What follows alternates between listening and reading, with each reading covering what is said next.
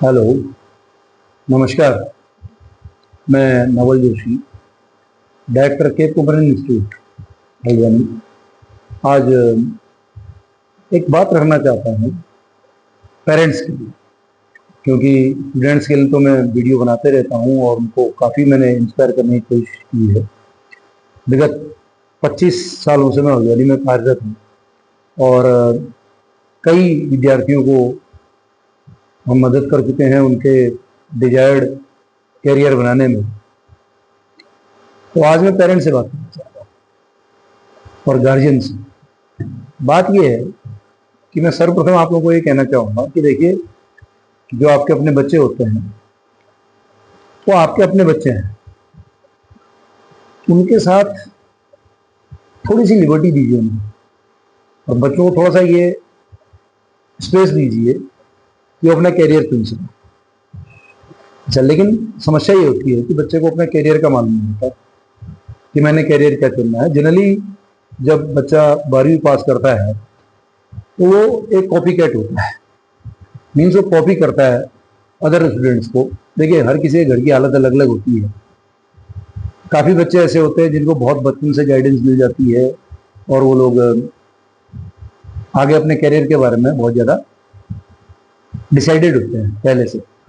उसमें उनके माँ बाप का ही हाथ होता है, थोड़ा बहुत टीचर्स का हाथ होता है जिस एकेडमिक्स से वो पढ़ के आए हुए हैं।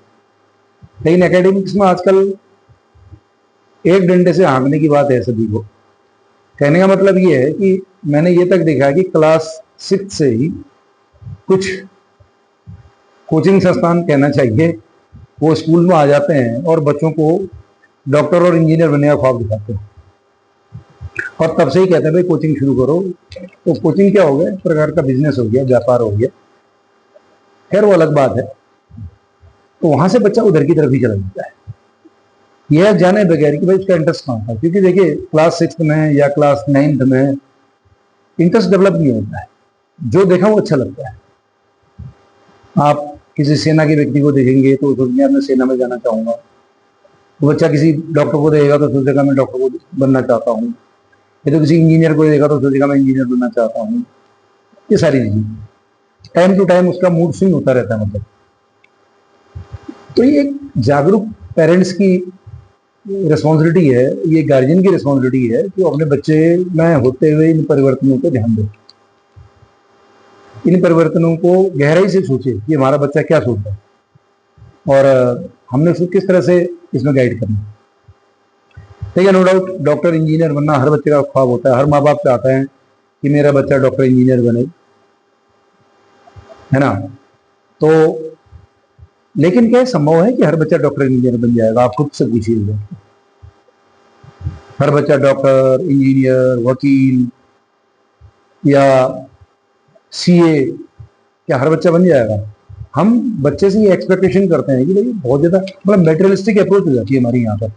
हम समझते हैं कि ये बनेगा तो तभी वो पैसा अच्छा कमाएगा। आईएएस, आजकल यूपीएससी का बहुत ज्यादा हो गया है कि आईएएस बनेगा हमारा बच्चा। बन सकता है, नो डाउट। आप उसी पोटेंशियल पहचानिए, उसकी ताकत पहचानिए। क्योंकि बच्चा, आप 6 घंटा स्कूल भेजते हैं और 18 घंटा बच्चा आपके पास रहता है। तो आप एक टीचर से बेहतर समझते हैं अपने बच्चे को कि भाई आपका बच्चा क्या करना चाहता है। मैं क्या करना चाहता है नहीं, मतलब उसके अंदर पोटेंशियल किस चीज का है, उसका इंटरेस्ट किधर की तरफ है, ये आप बेहतर समझ सकते हो, बच्चा नहीं समझता। इस बात का ध्यान। तो इसमें मैं कुछ बातें आपसे कहना चाहूंगा कि उन चीजों को ध्यान में रखते हुए, मतलब आप बच्चा क्या बनता है तो एक देखिए उसके लिए एक एम निर्धारित कीजिए, एक उद्देश्य निर्धारित कीजिए, वो आप कीजिए। और बच्चे को जब वो 12th पास कर जाएगा तब उसको समझाइए बेटा तुमने ये करना है। यदि उसने डॉक्टरी और इंजीनियरिंग के लिए सोच लिया है तो नो डाउट उसमें आप उसको आगे बढ़ाइए, उसको काम करने दीजिए, उसको कोचिंग संस्थान भेजिए, पढ़ाइए, स्कूलों में पढ़ाइए, घर में पढ़ाइए, यूट्यूब से पढ़ाइए, खुद पढ़े, कहीं भी जाए आप उसके लिए कोशिश कीजिए इन के इन प्रकार वो बच्चा आगे निकल जाए और वो सेलेक्ट हो जाए। क्योंकि देख खाली सोचने मात्र से नहीं होगा, कंपटीशन बहुत ज्यादा है। आज ही देखिए नीट का पेपर है, हम आज उसी को सोचते हुए मैंने ये वीडियो बनाने की सोची। तो हमें ये देखना होगा कि क्या बच्चा उसके लायक है, हमारा बच्चा कर पाएगा। क्योंकि खाली तैयारी कराने से कुछ नहीं होगा ना। हजारों बच्चे तैयारी करते हैं, क्या सब निकल जाते हैं? सब नहीं निकलते हैं। अच्छा, कुछ बच्चे ऐसे होते हैं इस बार नहीं निकले, अगली बार निकल गए, बस अगली बार तक का टाइम दीजिए। तीसरी बार का टाइम है, चौथी बार का टाइम मत दीजिए। फिर तीसरी बार चौथी बार का टाइम देने में फिर दिक्कत जाती है। देते हैं लोग, तीसरी बार भी देते हैं, चौथी बार भी टाइम देते हैं। शायद पेरेंट्स कॉन्फिडेंट होते होंगे कि भाई बच्चा हमारा निकाल लेगा इस बार, कोई प्रॉब्लम की वजह से नहीं निकाल पाया तो बात अलग है। अदरवाइज आप उसको मैक्सिमम 2 अटेम्प्ट, 3 अटेम्प्ट मैक्सिमम, चौथा अटेम्प्ट का तो कोशिश मत कीजिए, भविष्य बर्बाद करेंगे आप। तो उसके बाद ये देखिए भाई, ये ध्यान लगाइए कि other than NEET, JEE, CA, civil services, क्या क्या ऐसी चीजें हैं कि जो आपका बेटा कर सकता है, या आपका बच्चा कर सकता है, आपकी बेटी कर सकती है, उसमें ध्यान। मैं यहाँ पर पढ़ाता हूँ, मैं तैयारी करवाता हूँ बैंक और एसएससी और जो अदर एग्जामिनेशन होते हैं गवर्नमेंट जॉब्स के लिए, उनकी तैयारी में करवाता हूँ। तो मैं देखता हूँ यहाँ पर जब बच्चे आते हैं मेरे पास तैयारी करने के लिए, तो 99% मैं कहूँगा, केवल 1% बच्चा, मेरा पिछले 25 साल का अनुभव ये है कि 1% बच्चा ऐसा आता है जो पहले से वेल इन्फॉर्म्ड होता है कि उसने किस तरह की पढ़ाई करनी है कि वो जनरल कॉम्पिटिशन को निकाल सके। तो ज्यादा लंबा बात मैंने कह के आपको डायरेक्ट बात कहूंगा कि यदि आप चाहते हैं कि आपका बच्चा इन परीक्षाओं की तैयारी करे और यहाँ पर अपना कैरियर बनाए, तो कैरियर भी बहुत अच्छे हैं। देखिए एसबीआई पीओ को लगभग 1,70,000 रुपये सैलरी मिलती है 1 महीने में, अच्छा कैरियर है यहाँ पर। तो इन कैरियर्स के लिए उसे क्या करना पड़ेगा? इनके लिए देखिए उसको स्टार्टिंग से स्टूडियस होना पड़ेगा, उसको अपनी मैथमेटिक्स में अर्थमेटिक की नींव मजबूत करना पड़ेगी, उसको टेबल्स आनी चाहिए, उसकी कैलकुलेशन बहुत अच्छी होनी चाहिए, उसको इंग्लिश में कमांड बहुत अच्छी होनी चाहिए क्योंकि अंग्रेजी का पेपर होता है, इंग्लिश में उसकी कमांड बहुत बढ़िया होनी चाहिए। यदि बच्चा नीट की तैयारी नहीं करेगा, आईआईटी की तैयारी नहीं कर रहा, तो आपको इंग्लिश का महत्वपूर्ण योगदान है, इंग्लिश का उसके जीवन में। अच्छा, एसएसटी, जिसको कि बच्चे कभी नहीं पढ़ते, भाषा को कभी नहीं पढ़ते, एसएसटी कभी नहीं पढ़ते, तो एसएसटी पढ़वाइए, उसको एसएसटी की जरूरत पड़ेगी यहाँ पर, क्योंकि जीके टोटली एसएसटी बेस्ड है। अच्छा, उसकी राइटिंग एबिलिटी देखी जाएगी कि राइटिंग एबिलिटी कैसे है, तो उसको राइटिंग्स में ध्यान दिलवाइए, उसको पढ़ने के लिए कहिए, इंस्पायर कीजिए, भाई किताबें पढ़े, विभिन्न प्रकार की पुस्तकें पढ़े, अपने इंटरेस्ट की किताबें पढ़े, और उसको इंस्पायर कीजिए आपके लिखने के लिए। वो डायरी मेंटेन करे, सुबह शाम तक लिखे बच्चा अपना कि उसने आज क्या किया, और लिखने की कला सीखी, तो ये सारी चीजें उसको सिखाइए। और जीवन में उसको ये बताएगी भाई जीवन में सफल कैसे बनना है। देखो सफल जीवन जीना और पैसे कमाना दोनों में अंतर है। पैसा तो देखिए कोई भी कमाता है, आप जानते हैं पैसा कोई भी कमाता है, एक भिखारी भीख मांग रहा है सुबह शाम तक, वो भी पैसा कमाता है। लेकिन आप क्या एक अच्छा जीवन जीते हैं? क्या एक आप ऐसा जीवन शैली आपकी है कि जो अंतरणीय है? क्या आप स्वस्थ जीवन जीते हैं? क्या आपके अंदर अच्छाइयां ज्यादा हैं या बुराइयां ज्यादा हैं? तो अच्छा जीवन जीने के लिए बच्चे को इंस्पायर कीजिए। ये तो किसी को भी करना चाहिए, भले नीट डॉक्टर बनना चाहता हो, इंजीनियर बनना चाहता हो, या एक जो हमारे और परीक्षा है उनके लिए तैयारी करना चाहता हो, तो आचरण तो भाई बहुत जरूरी है। आचरण की शिक्षा तो उसको दीजिए, ये काम जरूर करो। और एक बात और मैं आपसे कहूँ, देखिए बहुत ज्यादा लंबी उम्मीदें भी अपने बच्चों से नहीं करनी, क्योंकि डेस्टिनी बहुत बड़ा रोल अदा करती है व्यक्ति के जीवन में। ये आप भी मानेंगे इस बात को, मैं तो बहुत मानता हूँ। तो डेस्टिनी बहुत रोल अदा करती है। हम एक लेवल तक मेहनत करते हैं, उसके बाद हमारी डेस्टिनी हमारे पीछे आती है, डेस्टिनी हमारा काम करती है।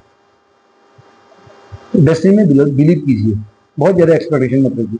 बस आचरण आप बच्चे का सुधार करते हैं, बच्चे का आचरण सुधरा हुआ है और यदि एक छोटी मोटी नौकरी, एक कलर की नौकरी भी करता है, तो जीवन बहुत बढ़िया बिता लेगा, आपके साथ रहेगा। पर यदि उसका कैरेक्टर मीन्स, कैरेक्टर का मतलब मेरा यहाँ पर कि चारित्र निर्माण मीन्स उसका एक जिंदगी जीने का जीवन शैली उसकी ठीक नहीं है, तो आप उसको बहुत बड़ा व्यक्ति बना लीजिए, पैसा तो कमा लेगा लेकिन जीवन नहीं जीता।